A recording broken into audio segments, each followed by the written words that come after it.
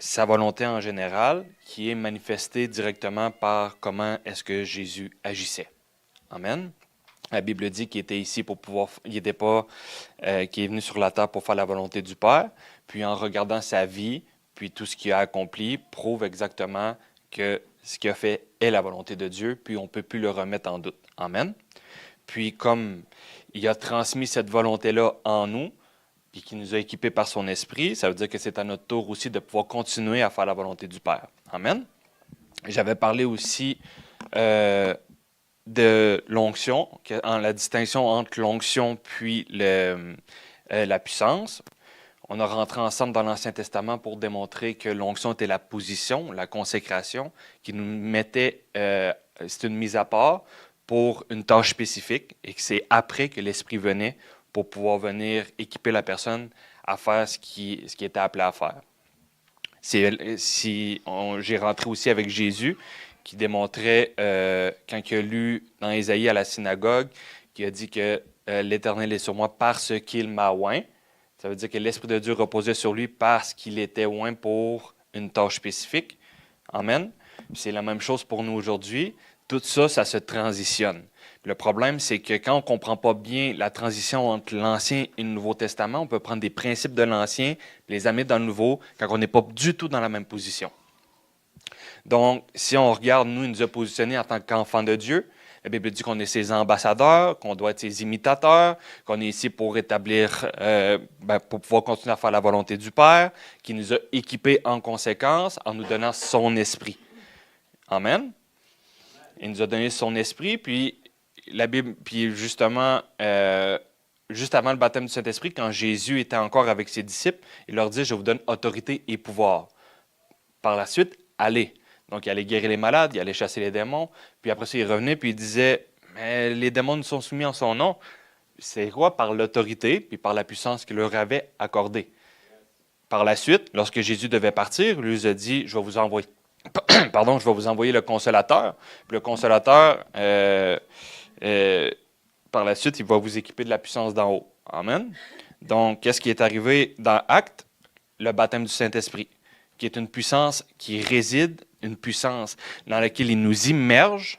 Dans la version anglophone, ça dit c'est comme il nous imbibe de sa puissance. Amen. Puis cette puissance-là, elle est là pour pouvoir nous permettre d'être capables de faire les tâches que Dieu nous appelle à faire. Dans l'Ancien Testament, qu'est-ce qui se produisait? L'Esprit venait sur eux, mais dans le Nouveau, il vit où? En nous. Donc, c'est quelque chose qui est permanent, qui demeure, il demeure en nous, il ne part pas, il vient, il est là, il réside en nous. On est scellé de lui, comme la Bible dit dans Éphésiens. Donc, pour pouvoir continuer un petit peu vers la lignée de ce que j'ai prêché dimanche dernier, j'aimerais juste revenir sur un point en disant que si, vous voyez dans Actes, la Bible dit que l'Esprit va revenir sur vous et vous serez mes témoins dans la Judée, dans la Samarie, jusqu'aux extrémités de la terre. Donc, on a créé une sorte de doctrine où la même image de l'Ancien Testament semble vraiment bien comprendre. Je vais vous expliquer. On a tous compris que l'Esprit résidait en nous, que c'est ça la nouvelle naissance, que l'Esprit vient nous régénérer, qu'on fait un seul et même Esprit avec Christ, que nous sommes unis à lui. Mais par la suite, on dit, il y a l'Esprit qui vient sur nous. C'est ça? OK. Ça, c'est durant l'événement du baptême du Saint-Esprit. Donc, il y a l'Esprit qui vient habiter en nous lors de la nouvelle naissance et l'Esprit qui vient sur nous lors du baptême du Saint-Esprit. Donc là, on va dire, là, c'est comme dans l'Ancien Testament, ça veut dire. Non, c'est pas la même chose. L'Esprit vient sur nous lors de l'événement du baptême du Saint-Esprit. Mais la Bible dit dans Acte 2 qu'ils furent remplis du Saint-Esprit et se mirent à parler dans d'autres langues. Vous me suivez? Donc, ils furent remplis puis se sont mis à parler dans d'autres langues, qui est un des signes initiaux du baptême du Saint-Esprit. Mais là, on a gardé l'idée de l'Esprit sur nous, l'Esprit sur nous, l'Esprit sur nous, l'Esprit sur nous, comme l'Ancien Testament. Mais la puissance, elle réside où? En nous. Donc, l'Esprit est où? En nous. C'est pas comme l'Ancien Testament, là.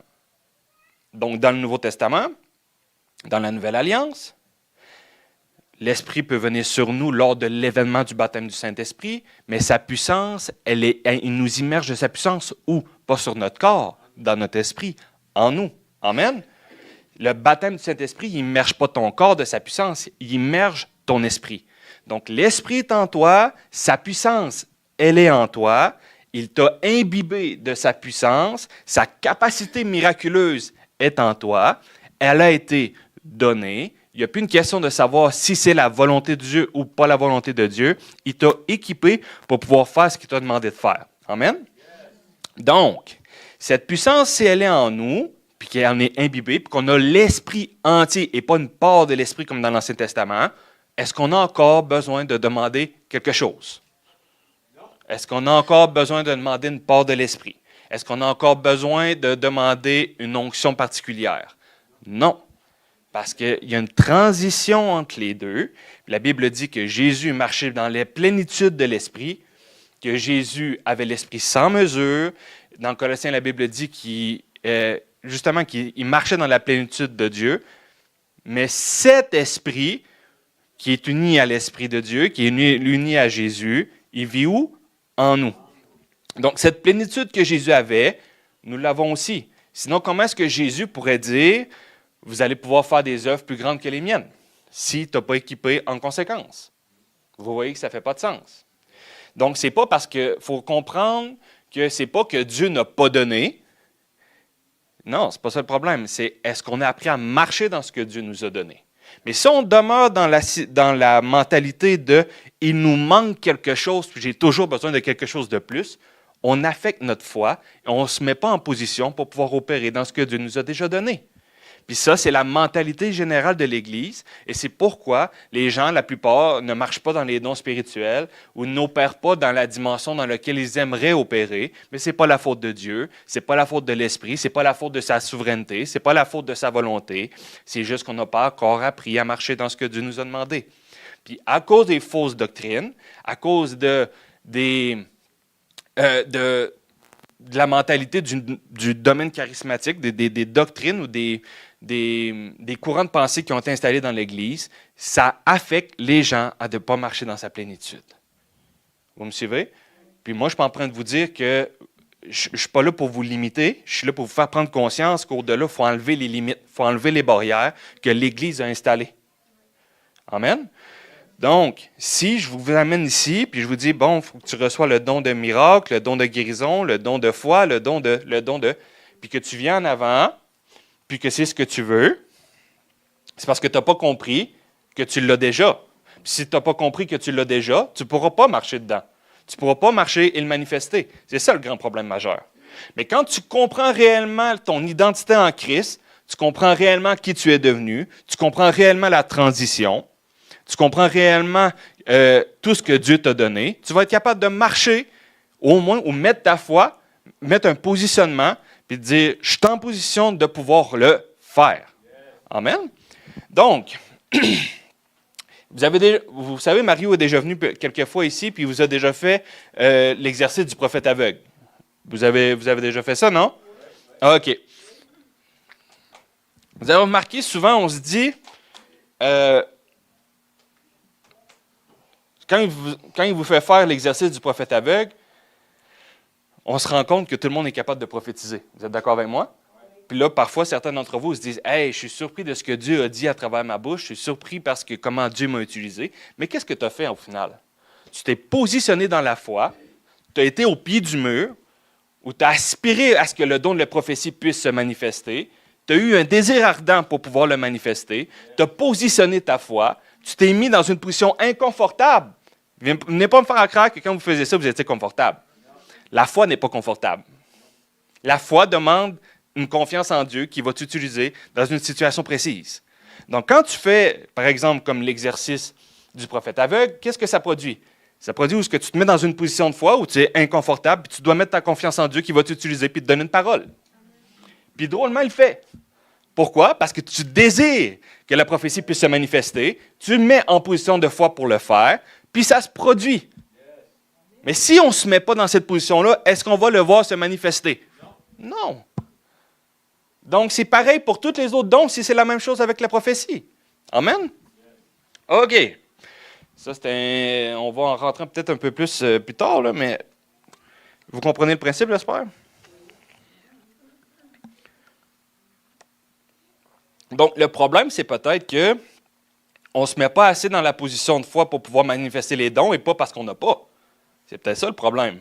Le problème, c'est peut-être parce qu'on ne se rend pas assez inconfortable pour dire « je vais dire une parole aujourd'hui ». Aujourd'hui, je vais prier pour un malade. Aujourd'hui, je vais m'essayer d'avoir une parole de connaissance pour quelqu'un à l'épicerie. Quand tu te mets en position d'y aspirer, l'Esprit de Dieu va vouloir y répondre. Amen. Mais si on ne s'y arrête pas volontairement, il ne faut pas s'attendre qu'il y a quelque chose qui va descendre du ciel, puis là, tu as une parole, puis tu vas savoir le nom de la personne. Là. Non, il faut que tu y aspires, que tu te positionnes, que tu aies le désir, que Dieu t'utilise pour que tu puisses avoir une parole pour quelqu'un, puis c'est là que ça se produit. Vous l'avez déjà vécu plusieurs fois, n'est-ce pas? Puis c'est que dans cette situation-là, c'est dans ce positionnement-là qu'on devrait se placer plus souvent, pour pouvoir permettre à l'Esprit de Dieu de se manifester à travers nous. Donc, ce n'est pas un manque. Parce qu'on peut être ici, prier pour avoir les 9 dons spirituels pendant des mois et des mois et des mois et des mois. Mais tant aussi longtemps que tu ne prendras pas ta bouche pour l'ouvrir, que tu n'imposeras pas ta main pour la personne, que tu ne prendras pas une position de foi pour pouvoir les manifester, ça ne se produira pas. Donc, tu peux prier, prier, prier, Seigneur, donne-moi les dons, donne-moi les dons, donne-moi les dons. Tu peux faire ça, te faire imposer les mains 100 fois par 100 hommes de Dieu différents. Mais tu ne vas pas nécessairement plus les manifester tant aussi longtemps que tu ne te positionnes pas dans la foi. Amen? OK, on continue. Donc, lorsque Dieu nous a donné sa puissance, la Bible dit dans Jean 7 que des fleuves d'eau vive couleront de notre sein. Les fleuves d'eau vive couleront de nous. Donc, vous savez très bien que, comme la Bible dit dans Thessaloniciens, qu'on a un âme, un corps et un esprit. Oui ou non? OK. L'esprit, la puissance se situe où? Dans notre esprit. Elle doit passer par où pour pouvoir se manifester dans le monde physique? Elle doit passer par notre âme. Vous êtes d'accord avec moi? OK.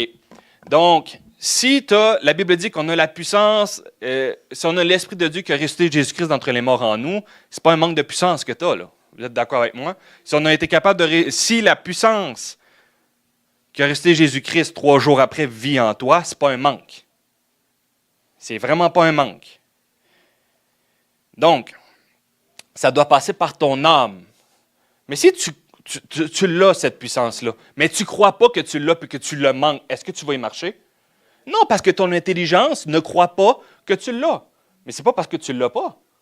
Est-ce qu'on me suit? OK. Donc, c'est pourquoi la Bible dit que c'est important de renouveler notre intelligence selon la parole de Dieu pour pouvoir être capable de marcher dans sa plénitude. La Bible dit dans Éphésiens que les ministères sont là pour t'aider à marcher pour t'amener à la pleine maturité pour que tu puisses ressembler à Jésus-Christ en toutes choses. Amen. On est censé être des petits Christ, être des enfants de Dieu qui ressemblent à Jésus en action, en parole et en puissance. Est-ce qu'on en est là aujourd'hui? Non. Est-ce que c'est la faute de Dieu? Non. Lorsque tu comprends ton positionnement et ce que tu dois faire, il y a plus de chances que tu puisses le manifester puis de croire dans ce domaine-là que toujours être dans une mentalité de manque. OK? Donc, si vous regardez par exemple avec les linges de Paul, dans Actes 19, versets 11 à 12, je vais parler un peu plus de la puissance mécanique de Dieu. C'est que Dieu n'a pas toujours besoin de mettre sa volonté pour pouvoir guérir un malade ou pouvoir se manifester. Les linges de Paul dans Actes 19, versets 11 à 12. Et Dieu faisait des miracles extraordinaires par les mains de Paul, au point qu'on appliquait sur les malades des linges et des mouchoirs qui avaient touché son corps. Et les maladies les quittaient et les esprits malins sortaient. Donc, vous imaginez par un linge qui a touché le corps de Paul, a amené à ce que des esprits malins, des démons, puissent sortir. Il n'y a pas eu une question ici de souveraineté de Dieu. Il n'y a pas eu une question ici même de parole. Il y a juste été question de la vie de Dieu qui était imprégnée sur son linge auquel un esprit n'était pas capable de supporter et a dû sortir. Pourtant, aujourd'hui, au niveau de la délivrance, on en a créé une doctrine qui, la plupart du temps, n'est pas biblique. Puis on voit ici que même pas par une parole, seulement par l'empreinte de la présence de Dieu permet à ce qu'un esprit puisse sortir. Wow! Dieu n'a pas eu besoin de rien dire, il n'a pas eu besoin de donner son autorisation, il n'a pas eu besoin d'agir, c'était juste le parfum de Dieu qui était sur Paul, qui permettait à ce que ça puisse se manifester. Amen? Regardez bien. Un oignon. Si vous n'y avez pas touché à l'oignon, puis que vous le prenez dans votre frigo, vous pouvez le sentir, vous pouvez le toucher. Est-ce que ça vous brûle les yeux? Non, ça ne te dérange pas. Jusqu'à ce que tu commences à enlever les pleurs. Puis là, tu vas dire, tabarouette, il me semble que les yeux commencent à me brûler. Puis là, tu commences à pleurer des yeux. Tu te rends compte de la puissance qu'il y a dans l'oignon, mais pourtant, elle était déjà là. Avant même que tu y touches, là, l'odeur et la puissance qu'il y avait dans l'oignon étaient là jusqu'à ce que tu commences à enlever les pleurs. Puis que tu te rendes compte que l'odorat, la puissance de l'oignon t'affecte. Mais elle était déjà là. Elle n'a pas apparu là. C'est la même chose avec nous. Plus on meurt à nous-mêmes, plus l'Esprit de Dieu peut se manifester. Toi et lui ne vont pas ensemble. Il y en a un des deux qui doit mourir. Il y en a un des deux qui doit mourir, puis ce n'est pas lui. C'est toi qui dois mourir à toi-même pour que l'Esprit de Dieu puisse agir. Un peu comme lorsque Jean-Baptiste avait vu Jésus, que les gens étaient venus voir Jésus, puis qui ont dit « Hey Jésus, Jean-Baptiste, Jésus, quand tu es en train de prendre pas mal de place, là, il est en train de faire au-delà de ton ministère. » Qu'est-ce que Jean-Baptiste a dit? « Je dois diminuer pour que lui puisse croître. » Même chose pour nous. On doit se mettre dans une position de diminution. Donnons un autre exemple. Si on allume un feu ici, puis on met, par exemple, une boîte en carton par-dessus. Les chances que tu puisses sentir la chaleur du feu va quand même être... C'est probable, là. C'est juste une boîte en carton qui l'empêche, là. Donc, tu vas sentir le feu émaner, tu vas sentir la chaleur du feu, parce que c'est juste une boîte en carton qui l'empêche, puis une boîte en carton, c'est pas bien épais. Mais si tu mets le feu dans une poêle en fonte, 2 pouces d'épais, qui vient par-dessus le feu, les chances que tu puisses sentir le feu, que tu puisses sentir la chaleur, sont beaucoup diminuées à comparer à si ça serait une boîte en carton. Vous êtes d'accord avec moi? C'est la même chose avec l'oignon. Donc, nous devons mourir à nous-mêmes. Et c'est en mourant à nous-mêmes que nos pleurs, que notre diminution, que le fait de notre ego, notre orgueil, notre j'aime-moi, plus il diminue, plus l'Esprit de Dieu peut prendre de place. Plus il peut émaner de toi. Plus qu'il peut aller toucher les gens qui sont autour de toi à un point tel que tu peux mettre les linges, comme les linges de Paul, qui ont juste été imprégnés de la vie de Dieu qui émane de toi pour pouvoir guérir les malades et chasser les démons. Là, vous allez me dire, non, mais là, c'est peut-être parce qu'il y avait une onction particulière. Non, il était juste mort à lui-même. Et si tu regardes la vie de Paul, Paul jeûnait beaucoup. Puis, juste en général, on va se donner un exemple, les Juifs jeûnaient 2 jours par semaine. De base. Donc, vous imaginez, nous, qu'il y a de la misère à faire un jeûne de 3 jours dans une année. Après ça, on se demande pourquoi on n'a pas de puissance. Mais on ne fait même pas le 1/100 de ce qu'ils faisaient. Parce qu'on ne se positionne pas comme eux. Là, il y en a qui me disent, oui, mais tout est par grâce. Oui, c'est vrai que tout est par grâce et tout est accompli. Mais il faut se positionner pour croire à ce que ça a été fait. Amen. Puis pour ça, il faut un engagement de notre part, de notre volonté de dire, je vais faire mourir mon moi, je vais faire mourir mon orgueil, je vais faire mourir ma chair, je vais m'aligner avec la parole de Dieu et je vais croire à la parole de Dieu. Puis par la suite, je vais pratiquer la parole de Dieu pour que l'Esprit de Dieu puisse agir. Amen. L'homme de Pierre dans Acte 5, verset 15.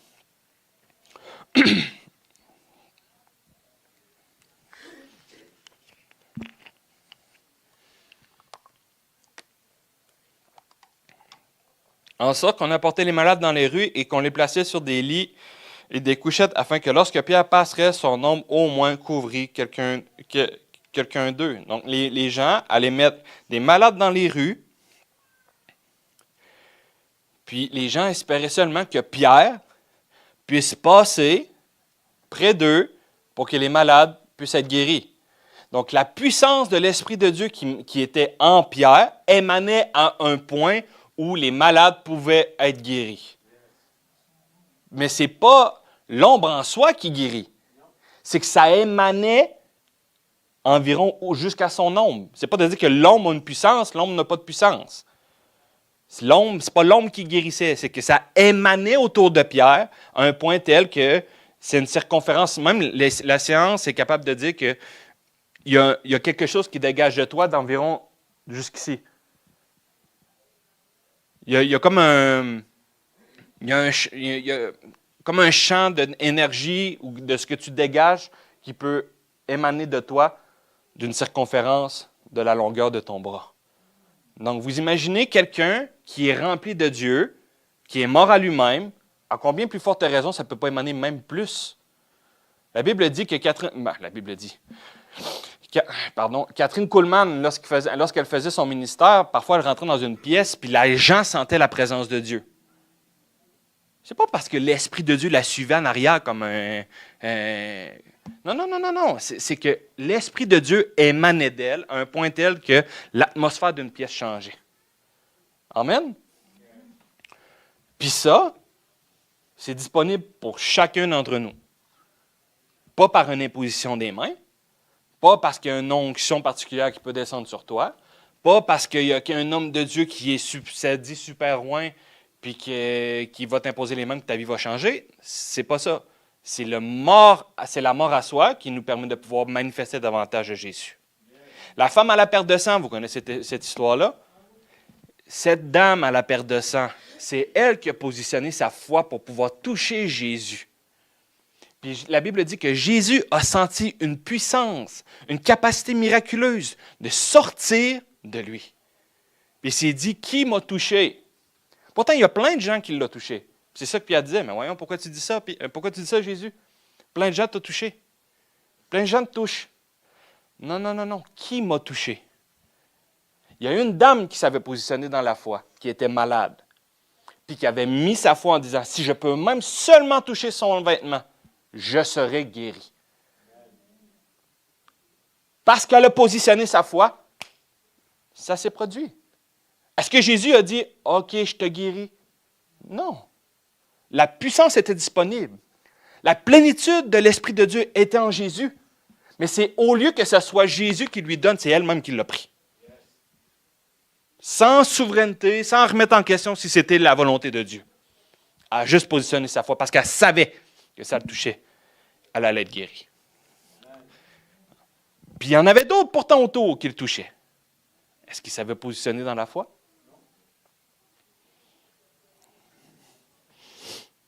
Amen? OK, continuons. Le peuple d'Israël, lorsqu'ils sont sortis d'Égypte, ils ont commencé à avoir des conflits. Ils ont commencé à avoir des conflits avec d'autres peuples. Il y a eu une bataille avec Amalek à Réphidim. On va aller dans Exode 17, versets 11 à 12.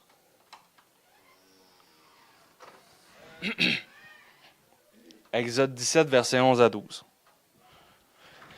Avant de continuer, vous savez quand Dieu a dit que la lumière soit, est-ce qu'à tous les jours, à tous les matins, il est obligé de dire que la lumière soit pour que le soleil se lève? Il l'a décrété, il l'a dit une fois pour tout, c'est fait. Est-ce que vous connaissez l'histoire avec Uza qui a touché l'arche? Ils ont voulu déplacer l'arche parce l'arche avait été capturée, ils l'ont repris, puis là, ils s'en allaient sur la route, puis Dieu avait dit, si quelqu'un touche à l'arche, il va mourir. C'était décrété, c'était dit. Uza, qui était il voulait le faire de bonne volonté, l'arche a commencé à pencher, il a voulu toucher pour pouvoir la retenir, il est mort directement. Pourquoi? Parce que Dieu l'avait décrété. C'est pas de dire que maintenant, oh non, Uza, touche pas l'arche, Uza. Puis que directement, il s'est mis en colère. Non. Il l'avait déjà décrété. Celui qui va toucher l'arche va mourir. Uza n'était pas mal intentionné, C'est simplement parce que Dieu l'avait déjà décrété. Et quand il l'a fait, ça s'est produit. Amen. Vous connaissez avec Moïse, avec les Égyptiens? Dieu avait donné un bâton à Moïse, non? Ce bâton-là a mangé les serpents. C'est avec ce bâton-là qu'il a ouvert la mer en deux. N'est-ce pas? Regardez bien. Lorsque Moïse éleva sa main, Israël était plus fort, et lorsqu'il baissait sa main, Amalek était le plus fort. Aaron et eux soutenaient ses mains. Puis lorsque tu continues, je pense que tu peux. Je ne sais pas si tu peux aller au verset d'après, ma soeur. Et Josué vainquit Amalek et son peuple au tranchant de l'épée. Il était en pleine guerre. OK? Moïse levait les mains, le peuple gagnait. Moïse baissait les mains, le peuple est en train de perdre. Mécanique. Moïse avait son bâton dans les mains. Aaron a dit, wow, on va t'installer, on va t'asseoir, puis moi je vais te tenir les mains jusqu'à la fin de la bataille, parce qu'il était fatigué. À chaque fois qu'il gardait ses mains levées avec son bâton, Israël gagnait. La puissance mécanique de Dieu. Amen. Est-ce que vous vous souvenez de l'histoire où Dieu avait demandé à Moïse de parler au rocher pour que le rocher puisse faire de l'eau? OK. Qu'est-ce que Moïse a fait? Il s'est fâché, il a tapé son bâton 2 fois, puis le rocher s'est fendu, puis de l'eau a coulé. Mais pourtant, il était dans la désobéissance. Mais parce que Dieu lui avait donné un bâton qui avait la puissance, qui lui permettait de pouvoir faire son ministère, même s'il était dans la désobéissance, il y a eu une conséquence, parce qu'il a dit, toi, Aaron et ton peuple, vous ne rentrez pas dans ta promise, vous allez rester ici. Il y a eu une conséquence, mais est-ce que ça l'a empêché à la puissance de Dieu d'agir? Ça a été dit. Il a tapé 2 fois, il a désobéi, mais le rocher s'est fendu, puis l'eau a coulé quand même. Parfois, on met trop d'importance sur est-ce que c'est Dieu, est-ce que c'est sa volonté, est-ce que je devrais, est-ce que. Dieu t'a déjà donné sa puissance. Puis il te l'a donné pour que tu puisses être un témoin. Amen? OK. La même chose avec le centenier. Vous vous souvenez, le centenier qui était venu voir Jésus puis qui avait dit écoute, je ne suis même pas digne que tu puisses rentrer chez moi. Dis seulement une parole puis il va te guérir. Il avait compris l'autorité que Jésus avait. Puis juste à cause de ça, le miracle s'est produit. Il dit non, il est guéri. Alors même, il est drette, là, il est guéri. Pourquoi? Parce qu'il a cru directement en l'autorité de Jésus. Parfois, peut-être qu'on se concentre trop sur essayer de démystifier la foi, la puissance, puis de comprendre l'onction, puis d'essayer que ce soit comme mystique, puis spectaculaire, puis surnaturel. Mais en vrai, là, concentrons-nous seulement sur la foi, parce que la foi, elle apporte à la puissance. La puissance ne se manifestera jamais si tu n'as pas ta foi qui est mise en action. Jamais. Amen? OK.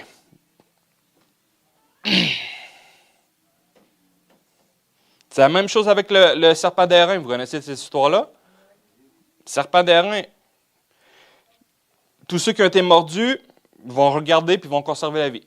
Fait que fait un serpent d'airain, on le met là. Tous ceux qui ont été mordus, qui ont été dans la désobéissance, regardez le serpent d'airain, puis vous allez être guéris. Qu'est-ce qui s'est produit? Exactement ça. Parce que Dieu l'avait décrété. Donc, l'objectif ici est d'amener à vous faire prendre conscience que lorsque Dieu fait quelque chose, qu'il l'a déjà établi, qu'il l'a déjà décrété, tu n'as plus besoin de revenir vers lui pour lui poser la question si c'est sa volonté. Tu n'as plus besoin de te dire, est-ce que Dieu va vouloir le faire? Non, il te l'a donné, sa puissance, pour être un témoin. Ça veut dire, si tu veux témoigner par les dons de guérison, tu peux témoigner par sa puissance pour pouvoir établir son règne, amener les gens à la repentance, pour qu'ils puissent être sauvés. Amen. C'est ça son désir. La Bible dit dans Jacques que le désir de Dieu que tous parviennent à la repentance. Il nous donne les outils nécessaires pour pouvoir le faire. Il n'y a plus à remettre en question si c'est sa volonté ou pas. C'est plus à se dire, est-ce que tu es prêt à te positionner dans la foi pour pouvoir agir en conséquence? Ça, c'est différent. Et comme les gens ont parfois la crainte, la peur, n'opèrent pas dans les dons spirituels, à cause de ça, ça les bloque. N'opèrent pas dans la puissance parce qu'ils ne vont jamais prier pour les malades. La puissance ne va pas se manifester tout seul comme ça. Là. Vous me suivez? Il faut se mettre en position pour pouvoir le faire. Puis plus tu bâtis ta foi dans ce domaine-là, plus ça va devenir facile, plus ça va devenir naturel. Donnons un simple exemple. Si, à tous les dimanches, on ferait l'exercice du prophète aveugle. Vous savez, maintenant, ça fait 1 an qu'on ne l'a pas fait, là, tu vas être un peu inconfortable. Vous êtes d'accord avec moi? On va dire, Daniel, tu vas venir en avant, on va mettre quelqu'un, direct là. On ne t'a pas averti, on ne t'a pas préparé, tu vas être stressé, oui ou non? Mais tu vas mettre ta confiance en Dieu, puis je suis sûr que Dieu va t'utiliser. Parce que c'est la volonté de Dieu. Premier dimanche, le stress va monter. Deuxième dimanche, peut-être encore un peu. Troisième dimanche, après 1 mois, après 3 mois, ça n'empêchera jamais à ce que Dieu va continuer à l'utiliser. Mais parce qu'elle va avoir mis sa foi et la mise en pratique dans ce domaine-là, ça va devenir de plus en plus naturel à un point tel que le don de prophétie va se manifester facilement.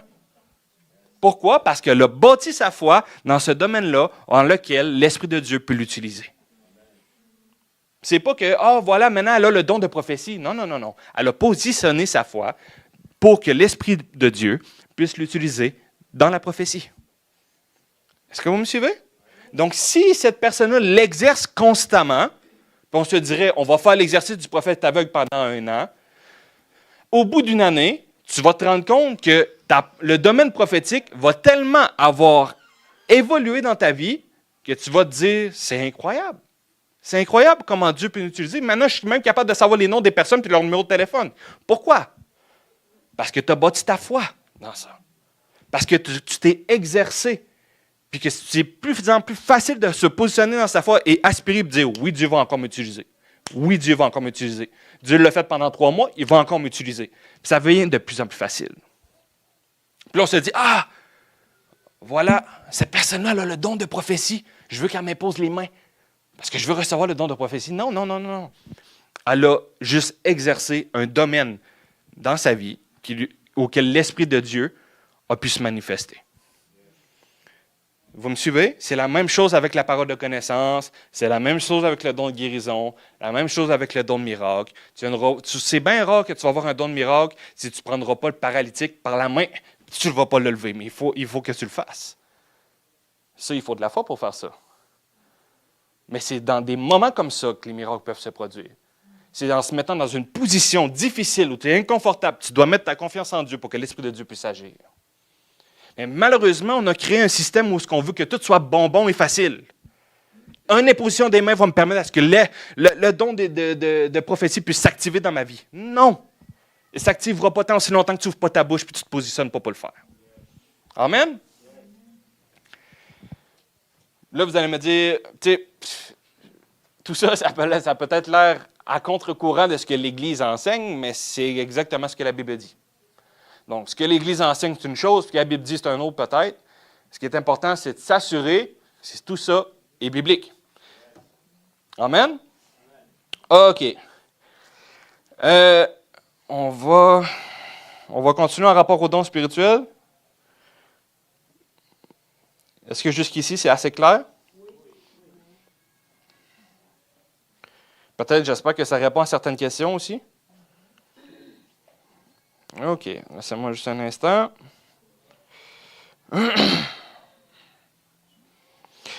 1 Corinthiens 12, verset 28. 1 Corinthiens 12, verset 28.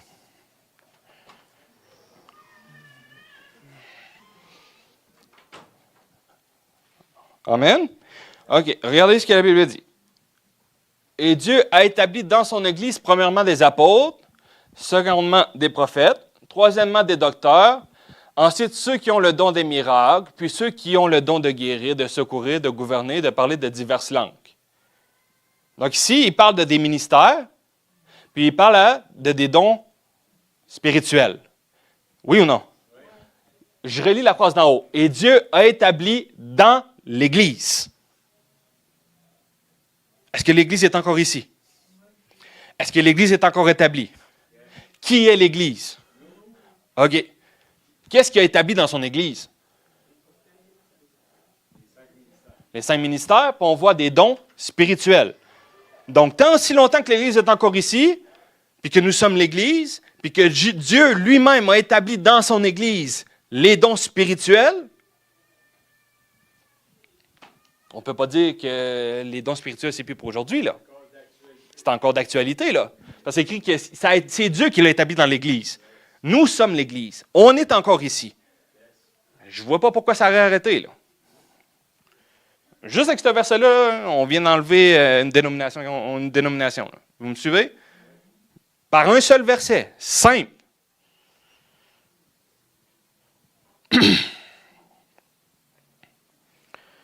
OK. On va continuer. On va aller chercher l'autre verset. 1 Corinthiens 13, versets 8 à 10.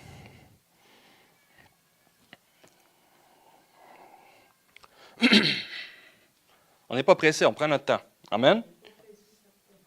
OK. La charité ne périt jamais. Les prophéties prendront fin, les langues cesseront, la connaissance disparaîtra. Car nous connaissons en partie et nous prophétisons en partie, mais quand ce qui est parfait sera venu, ce qui est partiel disparaîtra. Allons directement. On est rendu où, là? Ce qui est parfait disparaîtra. Verset d'ensuite. Lorsque j'étais enfant, je parlais comme un enfant, je pensais comme un enfant, je raisonnais comme un homme enfant lorsque je suis devenu un homme. J'ai fait disparaître ce qui était de l'enfant. Continue. Aujourd'hui, nous voyons au moyen d'un miroir de manière obscure, mais alors nous verrons face à face. Aujourd'hui, je connais en partie, mais alors je connaîtrai comme j'ai été connu. Donc, si on va chercher le verset directement qui dit dans 1 Corinthiens 13, maintenant donc ces trois choses demeurent, la foi, l'espérance, la charité. Mais la plus grande des choses, c'est la charité. Donc, je vais relire le verset au complet. La charité ne périt jamais, les prophéties prendront fin, les langues cesseront, la connaissance disparaîtra, car nous connaissons en partie et nous prophétisons en partie. Mais quand ce qui est parfait sera venu, ce qui est partiel disparaîtra. Lorsqu'on va se voir face à face. Face à face. Qui? Qui? Jésus.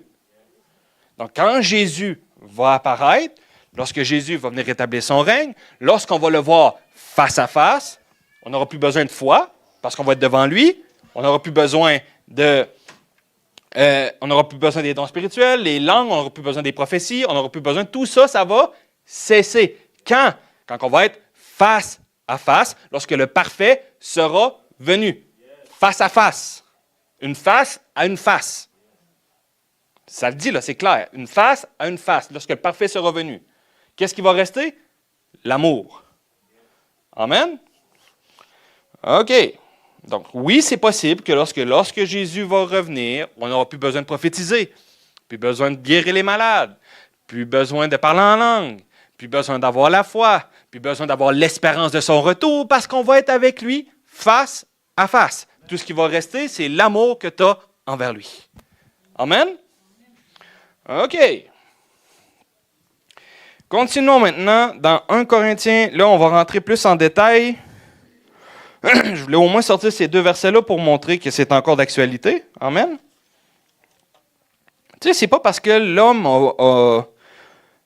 a fait bien des choses. Hein. Il y a eu de l'abus, mais c'est pas parce qu'il y a eu de l'abus de l'homme que la parole, on doit discréditer la parole.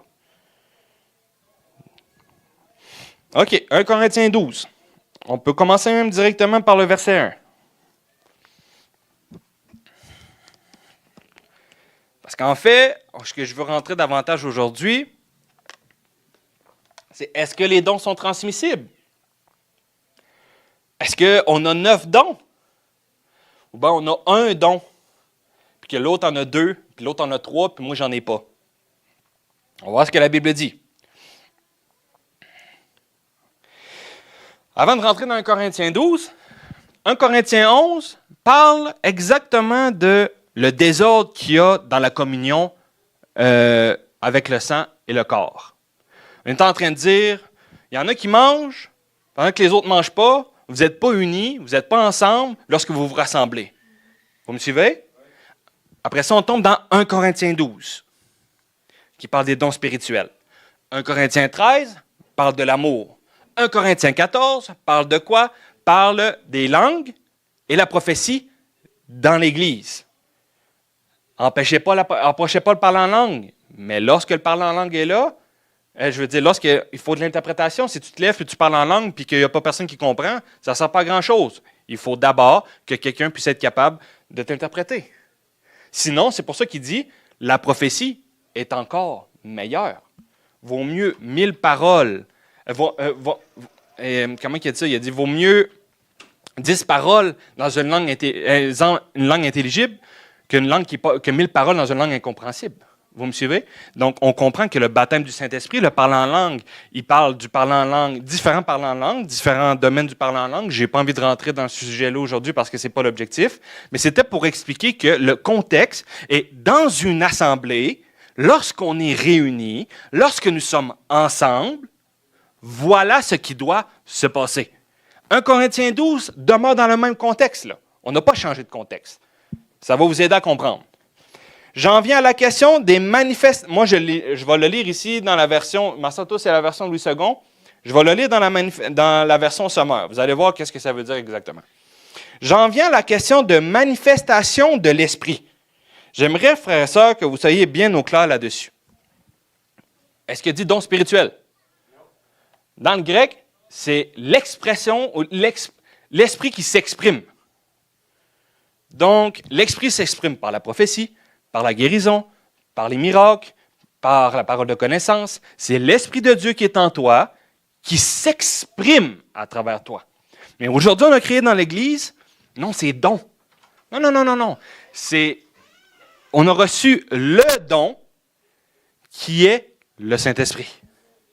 Et le don veut se manifester en 9 manières différentes.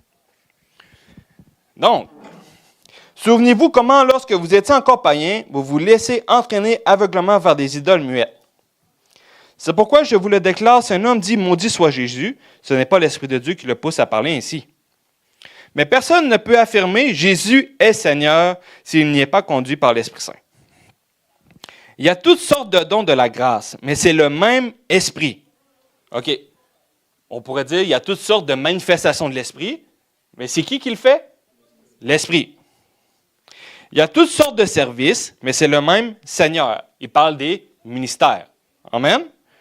Il y a toutes sortes d'activités, mais c'est le même Dieu et c'est lui qui met tout selon en action chez tous. Il y a diversité d'opérations, mais le même Dieu qui opère tout en tous. C'est clair, là. Le même esprit, à chacun est donné la manifestation. Il y a une diversité d'opérations, mais le même Dieu qui opère tout en tous. Il y a différentes manifestations, différentes opérations. Ça veut dire quoi? Le don de parole de connaissance, tu peux avoir une parole pour quelqu'un, comme tu peux sentir la douleur de quelqu'un. Le même don qui s'opère de manière différente. Regardez, qu'à l'un est donné par l'Esprit la parole de sagesse. On est dans un contexte, c'est ce que je vous ai dit, on est ensemble. Ce n'est pas ici écrit, à l'un est donné le don. Ah voilà, je te donne le don. Non, qu'est-ce qui est écrit? On est dans un contexte d'église réunie où les dons de l'Esprit doivent se manifester pour l'utilité commune. Car à l'un est donné par l'Esprit la parole de sagesse. À l'un, je te donne une parole de sagesse. À un autre, la parole de connaissance. Je te donne une parole de connaissance. Selon le même esprit, là, il va dire don à un autre la foi par le même esprit, à un autre des dons de grâce, de guérison par le même esprit. Donc, ce n'est pas une question de, voilà, toi, je te donne le don de miracle, toi, je te donne le don de... Non. On est ensemble pour l'utilité commune. Les manifestations de l'esprit veulent se manifester, qui peuvent se manifester toutes les manifestations, en tous. C'est ce que la Bible dit, là. J'ai inventé quelque chose ou bien c'est ce qu'elle dit? OK. Donc, toutes les manifestations de l'Esprit peuvent se manifester, toutes, en tous. Puis quand on est ensemble, il y a d'autres, des opérations de miracles, un autre la prophétie, un autre des diversements des esprits, un autre diverses sortes de langues, un autre l'interprétation des langues. Donc, il est juste en train de dire que lorsqu'on est en communion ensemble, à l'un, on donne une parole. À un autre, on donne la parole de connaissance. À un autre, on donne un autre, parce qu'on est dans la communion, pour l'édification commune, l'Esprit de Dieu donne à qui il veut une parole selon le besoin initial, le besoin qui est là, présenté devant. Amen. Donc, ce n'est pas un contexte de dire un don à toi, deux dons à toi, toi tu reçois un don. Non, non, non, non. C'est le Saint-Esprit qui se manifeste à travers 9 manières différentes, tous en tous, pour l'édification commune. Amen. C'est ça le contexte, là. Qui opère tout, en tous. OK. Maintenant, vous allez me dire, attendez. Puis spécialement, juste après, il parle de l'orteil, il parle de l'œil, puis il parle du corps du Christ, qu'il ne faut pas se dénigrer les uns les autres, que chacun est différent. Tu sais, tu peux, par exemple, avoir les 9 dons, parce qu'on les a tous, mais toi, tu as bâti ta foi sur un seul. Mais ce n'est pas parce que les 8 autres ne veulent pas s'opérer. Donc, tu peux avoir quelqu'un qui a plus une facilité de dire « Moi, j'opère davantage dans la parole de connaissance » parce que tu as mis ta foi dans la parole de connaissance. Tu as mis ta foi, tu t'es positionné pour avoir des paroles de connaissance. Mais on ne peut pas se discréditer puis se dire « Ben non, il faudrait qu'il aille voir mon frère parce que c'est lui qui a le don de parole de connaissance. » Non, non, non, non, non. Si tu fais ça, là, tu ne te positionneras jamais pour que Dieu puisse t'utiliser. Ne limite jamais l'Esprit de Dieu. Ça se peut que tu te sentes inconfortable devant une situation parce que tu te dis « Non, je ne suis pas habitué de faire ça, l'habitude, c'est l'autre. » Dérange pas. Positionne ta foi, puis fais-le. Si tu te discrédites, puis tu te dis « Non, va voir mon frère, lui, il est bon là-dedans. Va voir ma soeur, il est bon là-dedans. » Ça peut se faire, mais tu ne te mets pas en position pour que l'Esprit de Dieu puisse t'utiliser. Alors moi, c'est la guérison. Très bien, tu as posé ta foi, tu as bâti ta foi au niveau de la guérison. Mais la prophétie, c'est lui. Non. Il a bâti sa foi dans la prophétie, mais toi aussi, tu peux le faire. Pourquoi la Bible dit que tous peuvent prophétiser? OK, mais là, il y en a un qui a un don, il y en a un qui a 2 dons, mais là, la Bible dit que tous peuvent prophétiser. Ça veut dire que tout le monde a le don de prophétie, là. Vous voyez que ça n'a pas de sens, ça tient sur rien. Puis ça, c'est des trucs qui m'énervent. Parce qu'on limite l'Esprit de Dieu. Puis vous savez qu'est-ce que ça crée? Une hiérarchie dans l'Église. Peut-être que vous n'avez pas connu ça, mais ça crée des stades, ça crée des... Puis il y a des gens ça est arrivé plusieurs fois dans l'histoire de l'Église, où il y a des gens où on les élève pour leurs dons spirituels, mais qui n'ont pas le caractère qui vient avec, puis ils chutent. L'Église, les dons spirituels ont été parlés à l'Église la plus charnelle. Le fait que tu marches dans la prophétie, dans la guérison, dans les miracles, ne signifie pas que tu es spirituel. Là. Ça ne signifie pas que tu es mature. Ça n'a absolument rien à voir avec la maturité. Absolument rien à voir.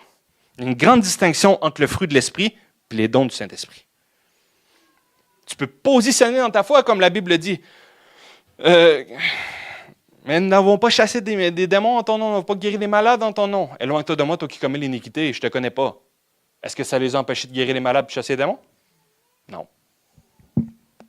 Mais ça ne signifie pas que tu vis comme quelqu'un qui est mature. Puis ça ne signifie pas que tu as un caractère qui suit avec. Puis ça, c'est ce qui est dangereux dans l'Église. Ce n'est pas parce que quelqu'un a l'air spirituel à travers les dons qui se manifestent qu'il est nécessairement mature. Amen? Ne mélangeons pas les deux. Je ne veux pas rentrer dans les 9 dons spirituels dans le sens où je dois expliquer les dons. Ça, il y aura peut-être une autre fois où ça pourra se faire. Mais l'objectif ici était surtout pour vous amener à est-ce que les 9 dons sont à nous? Comment est-ce que ça fonctionne? Est-ce que je peux les manifester? On va continuer vers cette lignée-là. Laissez-moi juste un instant. 1 Corinthiens 14, verset 31.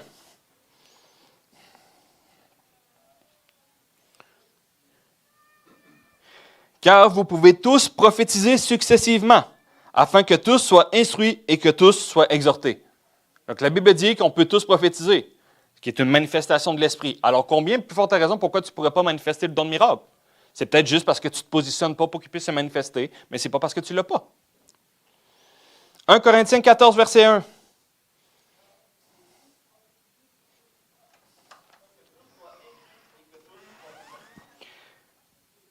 Recherchez la charité. Aspirez aussi au don spirituel, mais surtout à celui de prophétie.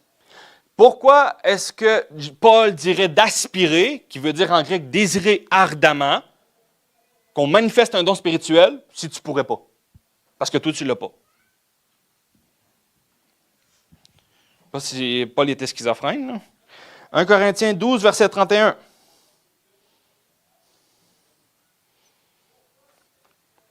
Aspirez aux dons les meilleurs. OK.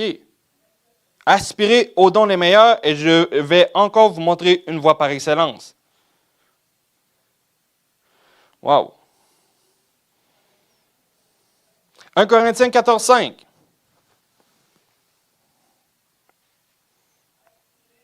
Je désire que vous parliez tous en langue. OK? Mais encore plus que vous prophétisez. Celui qui prophétise est plus grand que celui qui parle en langue. Dans quel contexte? Dans le contexte que lorsque nous sommes ensemble, la prophétie édifie tout le monde. Si tu parles en langue et qu'il n'y a pas d'interprétation, ça bénéficie personne à part toi. Mais quand que tu parles en langue et que tu as l'interprétation, ça égale quoi? Prophétie. Celui qui prophétise est plus grand que celui qui parle en langue, à moins que ce dernier n'interprète pour que l'Église en reçoive de l'édification. Amen? OK. Donc, nous voyons que Paul a dit lui-même d'aspirer aux dons les meilleurs, que tous peuvent prophétiser, qu'il aimerait que tous parlent en langue. Regardez bien 1 Corinthiens 1, verset 7.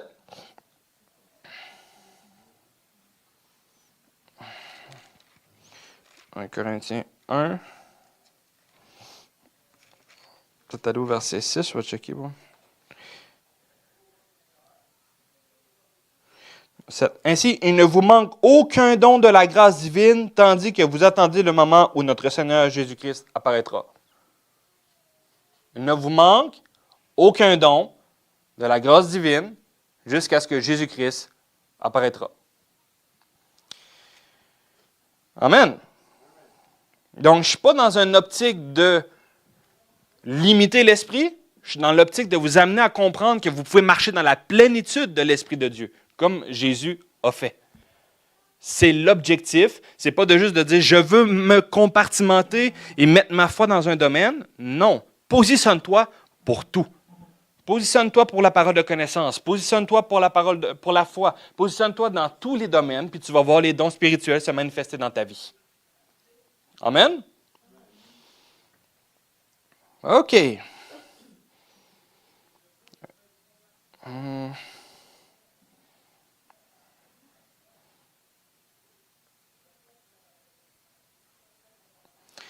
Maintenant,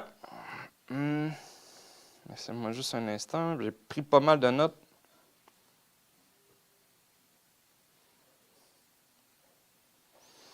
« 1 Corinthiens 12, versets 29 à 30.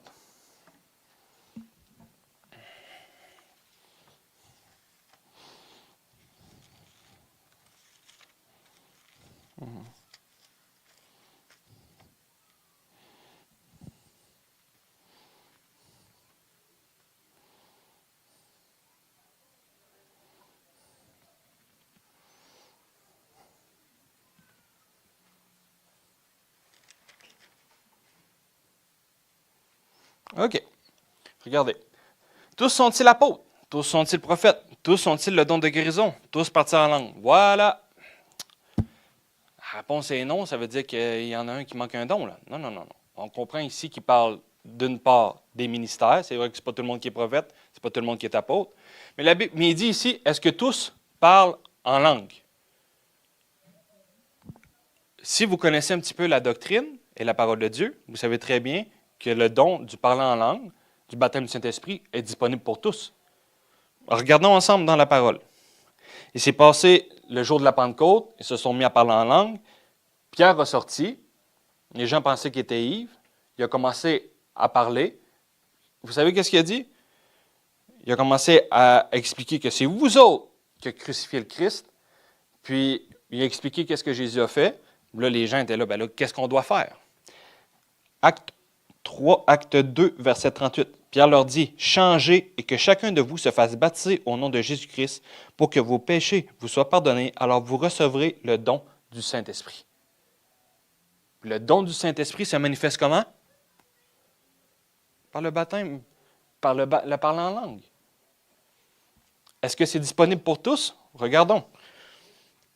Car la promesse est pour vous, pour vos enfants et pour ceux qui vivent dans le pays lointain, tous ceux que le Seigneur notre Dieu fera venir à lui. Mais là, ici, on voit dans Corinthiens, est-ce que tous parlent en langue? Non, ce n'est pas tout le monde qui parle en langue. Est-ce que ça signifie que c'est parce que Dieu ne veut pas?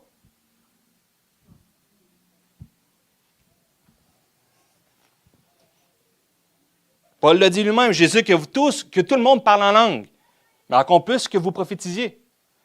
Donc, poser la question de dire, voilà, tu vois, Paul a dit que non, c'est pas tout, est-ce que tous parlent en langue? La réponse est non. C'est pas tout le monde qui parle en langue. Est-ce que c'est tout le monde qui manifeste le don de guérison? Non. Est-ce que c'est tout le monde qui manifeste la foi? Non. Est-ce que c'est tout le monde qui manifeste la parole de connaissance? Non. Mais est-ce que c'est parce que Dieu ne veut pas? Est-ce que c'est parce que Dieu... Non, c'est parce qu'on ne se positionne pas pour pouvoir le faire. Le baptême du Saint-Esprit est une promesse.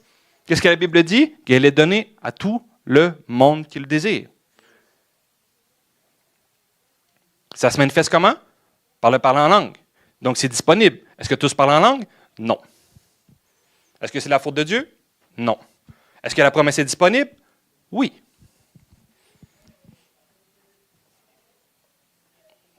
Est-ce que ça commence à s'éclaircir un petit peu? Donc, ce sont des manifestations du Saint-Esprit qui se manifestent à travers toi. Le don est le don du Saint-Esprit. Ça, c'est l'expression qu'on utilise tout le long du livre des Actes. Avez-vous reçu le don du Saint-Esprit après avoir cru? Il ne parlait pas du fait que la personne n'était pas née de nouveau et que l'Esprit de Dieu n'était pas venu en lui. Non. Il est en train de parler du baptême du Saint-Esprit. Donc, tout le long du livre des Actes, qui fait partie de l'histoire de l'Église, de comment est-ce que l'Église a commencé, c'est le seul moment où ce que les gens imposaient les mains pour qu'ils puissent recevoir quelque chose, qui était le baptême du Saint-Esprit. Pour essayer de transmettre des dons, ils ont transmis le don, qui est le Saint-Esprit, l'immersion complète, la capacité miraculeuse de Dieu qui te remplit, qui t'immerge, qui t'amène à parler dans d'autres langues, puis qui t'ouvre la porte davantage aux dons spirituels. Amen? Donc, l'expression ou la terminologie ou le terme qu'on utilise de don n'est pas un don de don. C'est la manifestation d'un don qui passe à travers toi. Ce n'est pas un don donné. Le don donné, c'est l'esprit. Donc, on en a créé une doctrine complète où je te donne le don de ci, je te donne le don de ça, je te donne le don de ci, je te donne le don de ça. Quelqu'un qui fait cela n'a pas compris exactement qu'est-ce qui se produit de la nouvelle naissance, ni lors du baptême du Saint-Esprit. Il ne comprend pas la transition entre l'ancien et le nouveau, puis on mélange les termes, puis on mélange les principes, puis ça n'a absolument rien à voir. Je ne pourrais pas recevoir un don lorsque j'ai déjà reçu l'Esprit puis le baptême du Saint-Esprit. Qu'est-ce que tu veux me donner? Tu peux te faire imposer les mains 100 fois. Tu ne vas pas plus se manifester le don tant aussi longtemps que tu ne te positionnes pas dans la foi pour le faire. Ça, je peux te le garantir. Mais si ça te prend quelqu'un qui t'impose la main, puis qui te dit, je te transmets cela pour pouvoir que tu puisses aller la foi que tu l'as reçu pour pouvoir le manifester, OK. Tant mieux si ça t'a positionné dans la foi pour qu'après l'imposition des mains, tu as cru. Là, tu l'as cru que tu l'as. Là. Puis que tu l'as, tu le manifestes. Tant mieux si ça t'a pris ça. Mais c'est encore mieux quand tu comprends que tu l'as déjà. OK. C'est la même chose avec l'onction. Est-ce que ça empêche que lorsqu'on peut faire venir les gens en avant, puis qu'il y a des gens qui peuvent être touchés, il y a des gens qui peuvent être restaurés? Non, ça n'empêche rien. L'Esprit de Dieu veut se manifester. L'Esprit de Dieu veut venir restaurer. L'Esprit de Dieu veut venir guérir. L'Esprit de Dieu veut agir dans chacune de nos vies. Mais au final, là, si par exemple, tu as besoin d'une guérison de l'âme, puis que je t'impose la main, puis que tu es vraiment touché, puis que Dieu te restaure. En fait, c'est juste moi qui ai allumé ton interrupteur au lieu que ce soit toi. C'est juste moi qui s'est positionné pour que tu puisses activer ce que tu as déjà en toi, qui est la restauration. C'est moi qui ai été pesé sur le bouton, au lieu que c'est toi qui ailles le chercher. Point barre, c'est ce que ça se produit. Lorsque quelqu'un manifeste la guérison, parce qu'il y a un malade, puis on lui impose les mains, en fait, je fais juste activer ce que tu as déjà en toi. Tu peux être guéri par toi-même. Vous savez ça? Tu peux être guéri par toi-même, tu n'as pas besoin de personne qui t'impose les mains. Toi-même, tu peux déclarer la guérison sur ton corps. Toi-même, tu peux marcher dans la santé divine. C'est encore bien mieux de marcher dans la santé divine que marcher d'avoir besoin de guérison. Parce que Dieu a payé le prix pas seulement pour que tu sois guéri, mais que tu puisses marcher dans la santé divine. Il y a une fois, moi, j'avais pogné... la malaria, c'est dangereux pour nous parce qu'on est pogné avec ça. Ça se transmet par les moustiques, puis c'est un parasite. Puis, je suis venu les yeux jaunes, plus jaunes que... Je pourrais même pas... plus jaune que notre sœur, comment est habillée notre sœur Alison. Plus encore. Puis j'avais les yeux jaunes, puis je savais que c'est ça que j'avais pogné. Mon épouse l'avait pogné, puis elle avait tombé malade. Moi, je suis venu les yeux jaunes. Puis c'est la seule chose que j'ai eue. Puis normalement, là, tu vas tomber sur le dos, tu vas être KO, tu vas te ramasser à l'hôpital, il va falloir que tu sois transfusé. Ça ne disparaît pas tout seul, là. C'est un parasite. Il faut que tu le tues, le parasite. Bien, la seule chose que j'ai eue, c'est les yeux jaunes, puis j'ai dit, je n'aurai pas ça, puis je ne veux aucun symptôme. Ça n'a jamais apparu. Je ne me souviens pas la dernière fois que je suis tombé malade. Puis c'est pas parce que ça ne s'est pas essayé. Parfois, le nez commence à me couler. J'ordonne à ce que ça part. Ça part. C'est bien plus facile de déraciner un arbre qui n'est pas encore enraciné que laisser quelque chose s'installer, puis après ça, le déclarer. Dès que tu vois le premier symptôme, ne l'accepte pas. Mais voyez le langage qu'on a. Ah, voyez, on est dans un temps de grippe. C'est le printemps. Ah, on arrive l'hiver, là, l'influenza. Non. C'est comme accepter que l'environnement dans lequel on vit, qu'il y ait de la maladie, que tu acceptes que ce serait normal que tu sois touché par ça. Si tu l'acceptes, tu vas tomber malade. Il faut être agressif envers ces principes-là.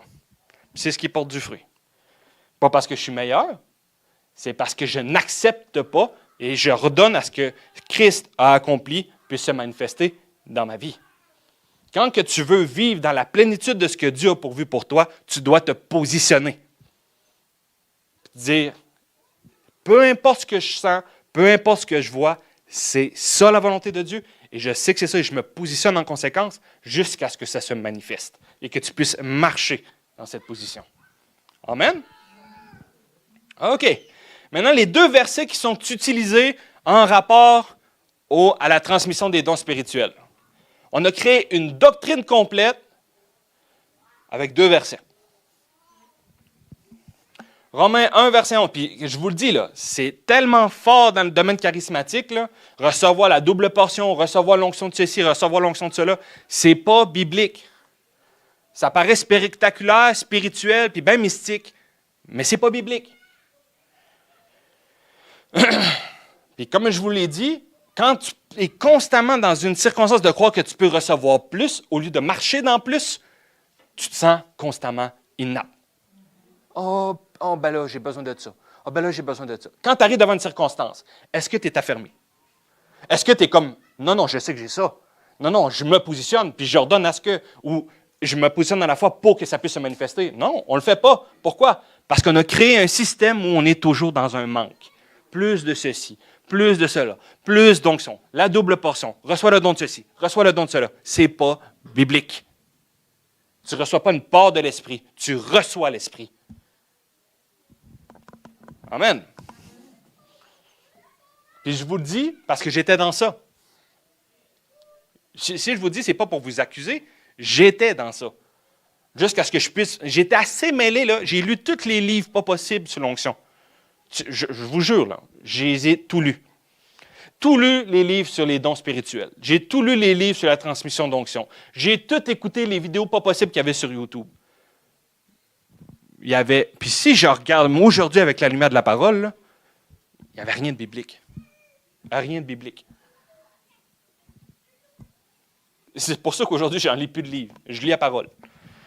Parce qu'on ne peut jamais baser une doctrine sur une expérience. L'expérience ne doit jamais dépasser la parole de Dieu. La parole demeure la parole. OK. Romains 1, verset 11.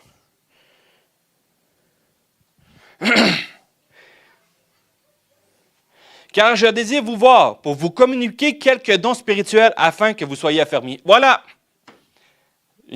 Paul est venu parler à Romains, il est venu communiquer quelques dons spirituels, il est venu transmettre les dons, il a imposé les mains, il a donné à un don de prophétie, à l'autre le don de guérison. C'est pas ce que la Bible dit, là. C'est pas ce que la Bible dit. Regardez directement au verset 12. Ou plutôt, je ne sais pas si vous connaissez bien le français, là. Ou plutôt, afin que nous soyons consolés ensemble au milieu de vous, moi par votre foi et vous par la mienne. Qu'est-ce qu'il avait dit dans Corinthiens 12? Je ne veux pas qu'aucun d'entre vous ne soit ignorant en rapport aux dons spirituels. Il est en train de dire à la parole aux Romains, je viens ici pour vous communiquer quelques dons spirituels, ou plutôt qu'on s'édifie l'un et l'autre dans notre foi. Ce n'est pas une question de dire je te transmets un don, c'est je te communique en rapport à comment est-ce que les dons fonctionnent, qu'est-ce que les dons spirituels, pour qu'on puisse s'édifier les uns les autres dans notre foi. Amen. Mais on va prendre le verset 11 tout seul, sans comprendre que le verset 12, ça complémente le verset 11. C'est la finalité du verset 11. Donc, juste avec ça, là, regardez qu'est-ce qu'on a créé dans l'Église. OK, continuons.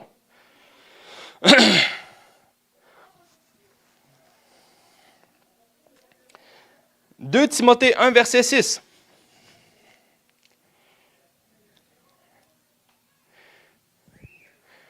Si vous regardez les lettres de Timothée, Timothée 1, Timothée 2, je veux dire 2 Timothée, puis 1 Timothée, tout le long, Paul donne des conseils à Timothée. Puis il l'encourage dans les lettres, vous pouvez aller les lire chez vous, il l'encourage à dire « Hey, fais attention à ton ministère, encourage-toi, demeure dans l'enseignement, courage, accomplis ton ministère. » Regardez ce que la Bible dit. 2 Timothée 1, 6. C'est pourquoi je t'exhorte à ranimer le don de Dieu que tu as reçu par l'imposition de mes mains. Oh boy, don spirituel. Non. Non, ça n'a rien à voir. Si tu regardes le contexte, là, vous allez voir, allons dans 1 Timothée 4, 14, vous allez voir que c'est le même événement que Paul parle. 1 Timothée 4, verset 14.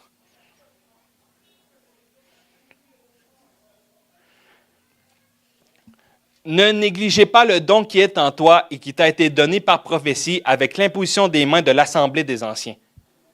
Puis peu de temps après, il dit « Accomplis bien ton rôle d'évangéliste. » Qu'est-ce que j'ai dit tantôt dans 1 Corinthiens 12? Que Jésus donne des dons, et l'Esprit donne des dons, ce n'est pas la même personne, là. Jésus donne les dons lesquels? Les dons ministériels qu'on parle dans Éphésiens 5. Par la suite, on a les dons spirituels qui est donné par l'Esprit. Lorsqu'on regarde dans la parole de Dieu, il y a soit tout le long du livre des Actes, on peut voir que le baptême du Saint-Esprit est donné par l'imposition des mains, ou on consacrait des gens en leur imposant les mains. C'est exactement ce qui est arrivé à Timothée.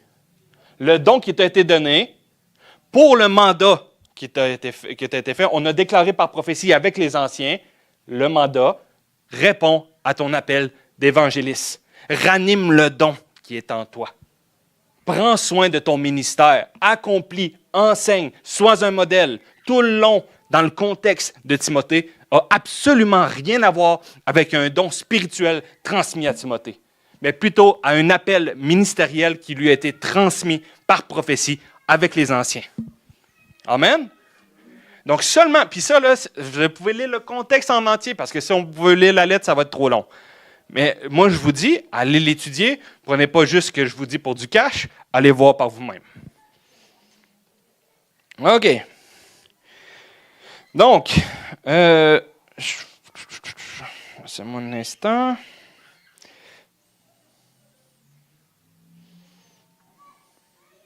Acte 6, versets 5 à 6.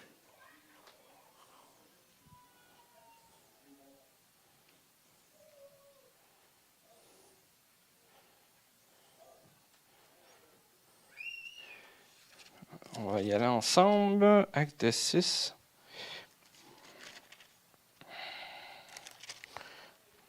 OK. OK, allons directement au verset 3 en vrai. C'est pourquoi, frères, choisissez parmi vous 7 hommes réputés dignes de confiance, remplis du Saint-Esprit et de sagesse. Nous les chargerons de ce travail. C'était quoi leur travail? Servir aux tables. Quel est le titre de ce travail? OK. Cela nous permettra de nous consacrer à la prière et au service de l'enseignement. Cette proposition convainc à tous les disciples. Ils élurent Étienne, un homme plein de foi et d'Esprit Saint, ainsi que Philippe.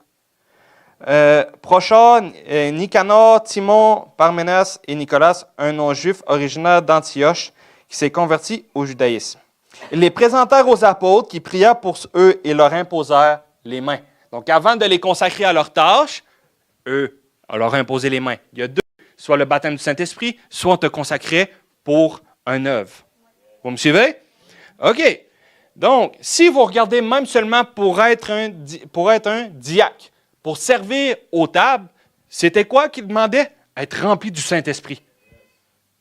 Pour être un diacre. OK. Acte 13, versets 2 à 3.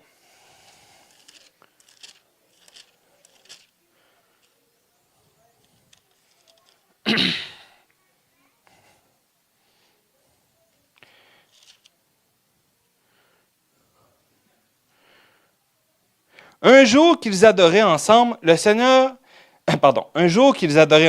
Seigneur et qu'ils jeûnaient, le Saint-Esprit leur dit, mettez à part pour moi Barnabas et Saul pour l'œuvre à laquelle je les ai appelés. Après avoir jeûné et prié, ils leur imposèrent les mains et les laissèrent partir.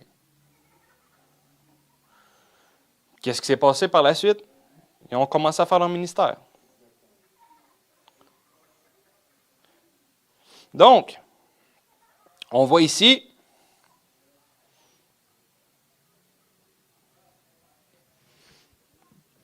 comme je vous ai expliqué, c'est le seul endroit où on voit qu'on peut mandater quelqu'un pour une tâche dans l'Église. Les anciens leur imposèrent les mains, des personnes leur imposèrent les mains pour qu'ils puissent être assignés à la tâche. Pareil, par exemple, pour le baptême du Saint-Esprit. Maintenant, est-ce qu'on va rentrer à travers ça un don spirituel? Est-ce que ça a un rapport dans le contexte? OK.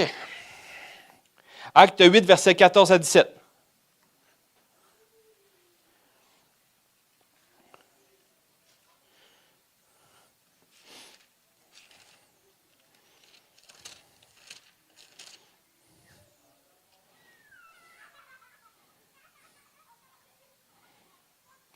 Quand les apôtres restaient à Jérusalem, après que les Samaritains avaient accepté la parole de Dieu, ils déléguèrent auprès d'eux Pierre et Jean. Dès leur arrivée, ceux-ci prièrent pour les nouveaux disciples afin qu'ils reçoivent le Saint-Esprit. En effet, ils n'étaient pas encore descendus sur aucun d'eux. Ils avaient seulement été baptisés au nom du Seigneur Jésus. Pierre et Jean leur imposèrent donc les mains et ils reçurent l'Esprit Saint. Est-ce que c'est un don spirituel? C'est le don qui est l'Esprit de Dieu. Même affaire dans Acte 9, lorsqu'on voit qu'Ananias est allé prier pour Paul, qui avait les écailles dans les yeux, puis il a dit, Saul, Jésus est venu m'envoyer pour que tu puisses recouvrir la vue et être rempli du Saint-Esprit. Il lui a posé les mains, puis il a reçu le baptême du Saint-Esprit. On ne voit rien d'autre dans la parole de Dieu. Si on garde le contexte, on ne peut pas créer d'autres doctrines en rapport charismatique, qui a l'air super spirituel, mais qui va t'amener à te limiter et à ne pas marcher dans la plénitude de ce que Jésus veut que tu fasses. Donc, je préfère de loin croire que j'ai reçu et me positionner dans la foi pour pouvoir y marcher que penser qu'il me manque quelque chose et que je vais avoir besoin d'aller me faire imposer les mains par un homme. J'en parle, puis ça me frustre parce que on On en a créé une élite. Où ce que eux, c'est des super rois. Où ce que eux, c'est des super spirituels. Où ce que eux ont ceci, eux ont cela. Moi, je vais juste vous dire une chose. Je me suis fait imposer les mains par David Hogan qui a 40 morts ressuscités. Ben, ma vie n'a pas changé. Je veux dire, un qui aurait-tu supposé être loin, là, qu'on croit dans la doctrine d'aujourd'hui, là, qu'on se dit, ben, c'est lui qui est, hein, c'est lui le loin. Là. Hey, 40 morts ressuscités, mon ami, il y a plus de 7000 églises. On va dire, s'il y a quelqu'un qui veut se faire imposer les mains, c'est bien par lui. Ben, sais-tu quoi? J'ai rien reçu. Ma vie n'a pas changé. Je n'ai pas reçu un don quelconque. Puis il n'y a rien qui s'est passé. À part avoir prié pour moi, puis nous avoir bénis, ce fut très simple. Parce que son esprit, c'est le même esprit que j'ai en moi. Le même esprit que Jésus avait, c'est le même qui est en moi. Je n'ai pas quelque chose de moins. Tu n'as pas un petit esprit, puis Jésus a un grand esprit. Là. Mais on doit, maintenant, apprendre à marcher dans cette plénitude. Mais la base est d'abord de croire que tu l'as. Sinon, tu n'y marcheras pas. Amen. Donc, j'espère que ça peut avoir éclairé sur les doctrines en général qu'on peut trouver dans le domaine, dans les milieux charismatiques. Je ne suis pas contre les dons spirituels. Je ne suis pas contre la puissance de Dieu. Je ne suis pas contre les miracles. Il faut simplement que ça soit en accord avec la parole de Dieu, et qu'on ne puisse pas inventer des principes qui ne sont pas bibliques. Amen? Donc, on a parlé de l'onction, de l'autorité. Est-ce que ça, c'était clair? Le positionnement et la puissance que nous recevons. On a parlé de la souveraineté de Dieu, qui est Jésus, qui veut faire la volonté de Dieu, qui est venu faire la volonté de Dieu et qui nous a transmis cette volonté et qui nous a donné le même esprit que lui avait. Par la suite, il nous donne sa puissance, qui est la capacité miraculeuse qui nous amène à pouvoir accomplir ce que Jésus nous demande. Et vous savez, un autre petit problème, là. C'est comme si, je vais laisser,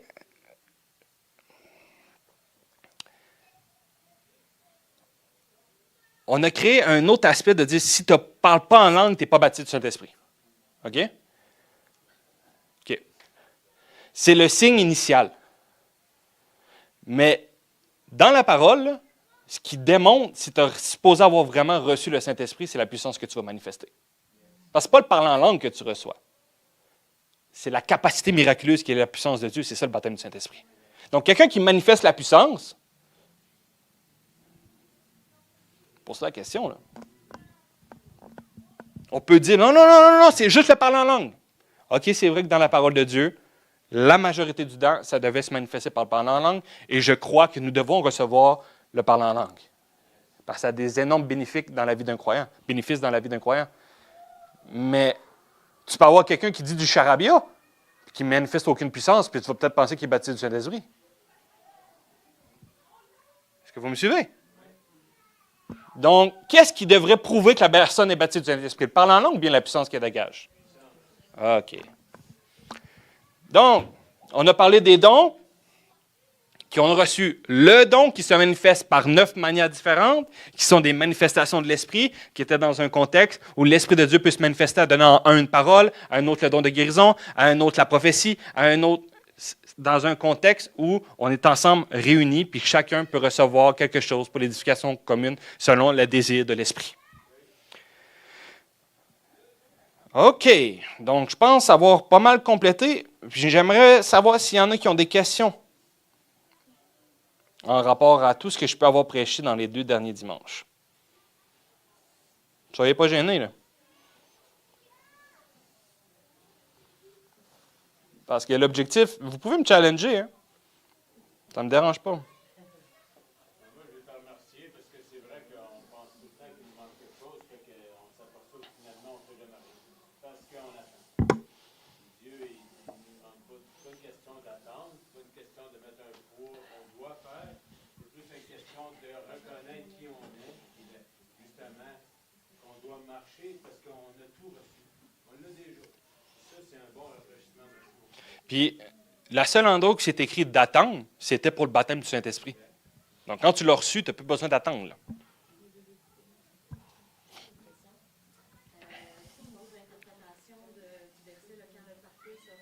Oui. Parce que moi, j'ai un frère qui est baptiste, justement. Fait que Ils vont dire que c'est la Bible. c'est, parfait. ben non, mais c'est beaucoup un verset qui ressort justement pour Mhm. expliquer qu'il faut faire ça, tout ça. Puis souvent, lui, la façon qu'il l'expliquait, en tout cas de ce que j'ai l'impression d'avoir compris quand il l'expliquait, le parfait pour lui, c'est quand Jésus est venu. Donc, Jésus est venu. Donc, Mais là, il a dit quand le parfait sera venu. Puis Paul, c'était bien après que Jésus est remonté au ciel. Là. Donc, quand Paul a écrit la lettre, c'était bien après que Jésus soit parti. Là. C'était pas avant, c'était après. Donc, quand il a dit quand le parfait sera venu, donc il ne parle pas de sa première venue, il parle de sa deuxième. Il n'est pas encore là. Quand tu vas le voir quand? Face à face. Donc, tu ne peux pas dire la Bible. Non, non. Quand tu vas voir face à face le parfait. Donc, OK, on a la Bible on se dit que la parole de Dieu, c'est Christ. OK, mais c'est pas Christ. Vous me suivez? Donc, si tu regardes même le verbe, ça dit quand le parfait sera venu, qui a été écrit directement après la première venue de Jésus-Christ. Donc, on ne peut pas dire que c'est sa première venue. On ne peut pas dire, s'il aurait écrit ça avant la première venue de Christ, j'aurais dit OK, peut-être. Mais là, il parle de sa deuxième, lorsque Jésus va revenir.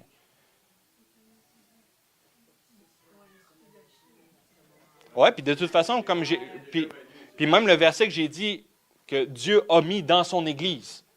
Si l'Église est encore là, puis c'est écrit qu'il a mis les dons de miracles, les dons de prophétie, il n'y a aucune raison pour laquelle on ne peut pas ne pas croire si l'Église est encore là. Donc, créer puis annuler complètement le fait de dire que c'est plus pour aujourd'hui à cause d'un verset mal interprété, c'est dangereux, là. Quand on ne peut pas prendre l'entièreté de la parole de Dieu. Tu sais, je veux dire, si tu fais juste lire ça, là, juste lire ça, il n'y a pas personne qui va t'avoir dit que les dons ont arrêté, tu ne parviendras jamais au fait de dire que les dons ont arrêté. Juste lire la parole, dans son contexte, ne pourra jamais t'apporter à dire peut-être que les dons ont arrêté aujourd'hui. Jamais. Donc, c'est ce que l'homme a voulu ajouter, puis c'est les interprétations historiques, puis c'est mais la parole en elle-même ne t'amènera jamais à croire que ça n'existe plus. J'ai une question. Est-ce que les dons spirituels et les fruits de l'esprit, faut qu'ils opèrent ensemble? Le fruit de l'esprit, c'est le caractère. La Bible dit dans 1 Corinthiens 13, même si tu parlais la langue des hommes et la langue des anges, si tu n'as pas l'amour, tu n'as rien. Donc, la première chose dans la raison pour laquelle tu dois opérer les dons spirituels doit être accompagnée du caractère. Parce que tu peux opérer les dons spirituels pour des mauvaises raisons aussi. Il y a plusieurs personnes qui peuvent faire ça, qui peuvent dire, toi, tu as tel péché dans ta vie, puis tu le dis devant tout le monde, puis ton cœur n'était pas disposé, puis que finalement, tu fais juste humilier la personne. Est-ce que tu l'as fait dans l'amour? OK, Dieu a parlé. OK, c'est Dieu qui te l'a révélé, mais ça ne veut pas dire que tu l'as fait dans l'amour. Ça veut dire que tu le fais peut-être pour dénigrer la personne ou pour pouvoir l'amener à être humilié. Donc, est-ce que le caractère doit suivre les dons? Bien sûr. Mais comment est-ce que je peux bien dire ça? Les dons doivent toujours être aspirés de l'amour et de la foi. Si tu veux opérer les dons, ça doit être toujours... Dieu a donné les dons, a donné les manifestations de l'Esprit, a donné son Esprit, sa puissance pour amener les gens à la repentance, pour amener les gens à démontrer que Jésus est là, que Jésus existe, puis qu'ils puissent goûter à son amour et à ses bienfaits. C'est pas pour faire un show, c'est pas pour faire un spectacle, c'est pas pour humilier quelqu'un, c'est pas. Donc, ce que l'Église doit comprendre, c'est simplement de dire que les dons spirituels ne sont pas signes de maturité. Quelqu'un peut marcher dans la prophétie, dire ton numéro de téléphone, pouvoir tout te dire, mais peut être un impudique. C'est juste qu'il a canalisé sa foi dans un domaine qui a amené à ce que l'Esprit de Dieu puisse l'utiliser. Savez-vous que tu peux faire le pire péché, puis aller dans la rue, prier pour le malade, puis le malade va être guéri. Tu peux ne pas être un vaisseau qui est... en voulant dire, Dieu peut avoir un problème envers toi, mais il veut tellement toucher la personne qui est devant toi qu'il va t'utiliser pareil, si tu as la foi. Ça veut dire que c'est la même chose que Moïse qui a pris son bâton. Exact. Il a été dans la désobéissance, mais ça n'a pas empêché que ça s'est produit. Parce qu'il savait que ça allait se produire. Il avait la foi, parce qu'il l'a vu, les miracles qui se sont produits à travers son bâton. Il l'a tapé, puis ça a cassé. Parce qu'il savait que ça allait marcher. Il a désobéi à Dieu. Puis Dieu l'a puni. Donc, c'est juste de faire attention à cet aspect-là. Parce que je vous dis, ça peut être très... sais, je vous donne un exemple, là, quelqu'un là, qui commence à manifester le don de parole de prophétie, là, vraiment intense. Là. Quelqu'un qu'on ne connaît pas, qui arrive, ça fait un mois qu'il est dans l'église, on ne connaît pas son background, mais cette personne-là, écoute, là, don de prophétie, là, c'est à fond. Elle connaît tout sur ta vie, parole de connaissance, c'est intense. Souvent, l'Église va avoir tendance à vouloir le placer directement dans le ministère. Va vouloir le placer directement dans une charge, quand que ça n'a absolument rien à voir. Quelqu'un qui était choisi dans le livre des Actes, dans l'histoire de l'Église, que quelqu'un qui était établi, c'était toujours par ses fruits de son caractère et non par les dons. Jamais par les dons. Toujours par qui il était et comment il était mature. Les anciens, si tu regardes dans Tite, si tu regardes dans Timothée, les caractéristiques d'un ancien, tu te rends compte que Dieu a mis la barre assez élevée où ça limite beaucoup de gens de pouvoir rentrer vers là. Mais si on élève quelqu'un d'ancien dans l'Église parce qu'il opère dans le don de guérison, puis le don de miracle, puis le don de foi, ce n'est pas les caractéristiques qui sont selon la parole de Dieu. Vous me suivez? Mais un ne devrait pas aller sans l'autre. C'est ça, marcher dans la plénitude de Dieu. C'est marcher dans son caractère, mais marcher aussi dans sa puissance. Amen.